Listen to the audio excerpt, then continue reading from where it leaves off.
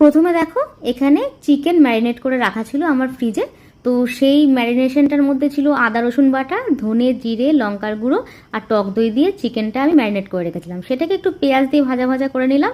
আর দেখো কর্নফ্লেক্স নিয়েছি আর রয়েছে ব্রেড। আজকে যে উপকরণগুলো আমি নিয়েছি সবগুলোই কিন্তু আমার বাড়িতে রয়েছে।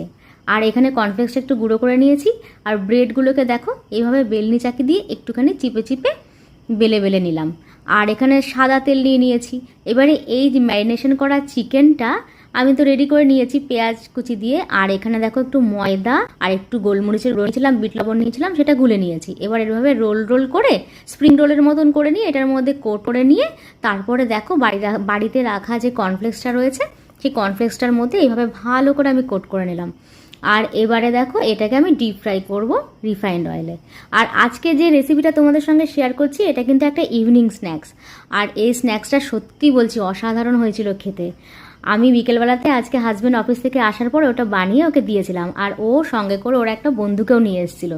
তো ভালোই হলো, সেই দাদাটাকেও আজকে আমার হাতের একটা নতুন রেসিপি বানিয়ে খাওয়াতে পারলাম।